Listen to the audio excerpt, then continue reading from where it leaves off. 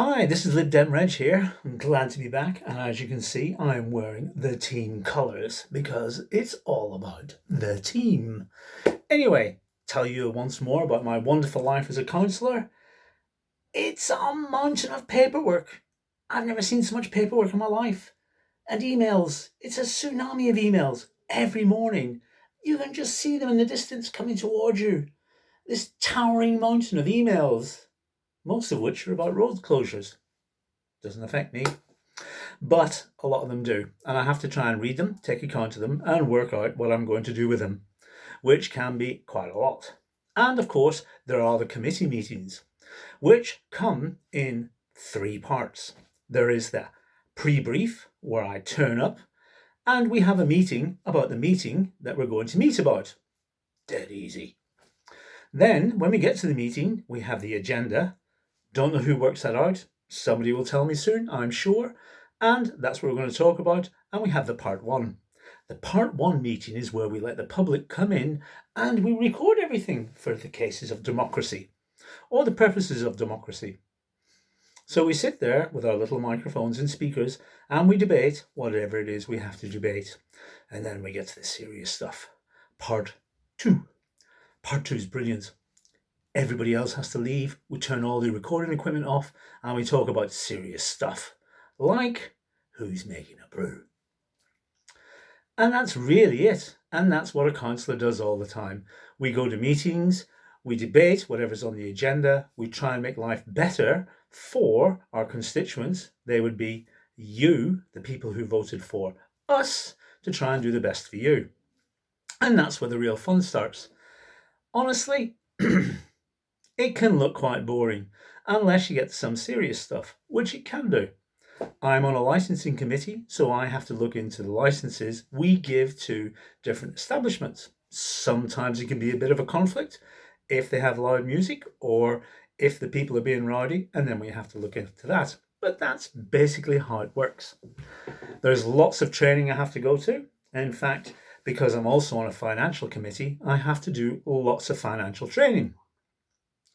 Bet you wish the government had done lots of financial training. Maybe we wouldn't be having a cost of living crisis at the moment. Maybe they didn't go to their training. That might be the problem.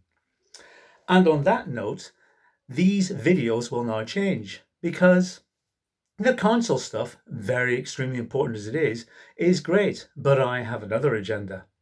I want to push my agenda, and my agenda is proportional representation, which means every vote that somebody casts must count, and it can only do that in proportional representation. Every voice behind that vote must be heard, or else we're leaving people behind, and that's not good enough. So, starting from today, I'm asking you to think about helping out the Liberal Party. Team colours, orange, can't beat them, honestly, they look great anywhere. And doing your bit for this. And the people I'm really focusing at are the people in North Stoke. They are the people I want to convince. In fact, in the next election, I would like Stoke-on-Trent to return 3 Liberal MPs. 3 Liberal MPs put there to serve the people of Stoke and to push the agenda of proportional representation, because that's what it's all about. Every vote must count, every voice must be heard. And the problem is, if you vote for the others, you'll have a problem. I mean, let's be honest. What are the Tories into? It's the Tory story of their glory, and not a lot about you. We have seen how they've treated the people, which is they don't actually care. It's all about them. It's all about their glory. And as for Starmer, well, Starmer's too woke for Stoke.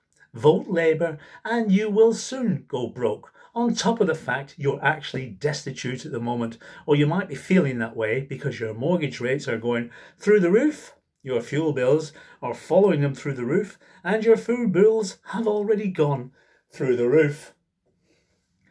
We can't have any more of this. We've had two-party politics for 100 years. 100 years of mismanagement of the people by our elected representatives. It's not good enough. They get away with murder. They're not held accountable. Only proportional representation holds politicians to account.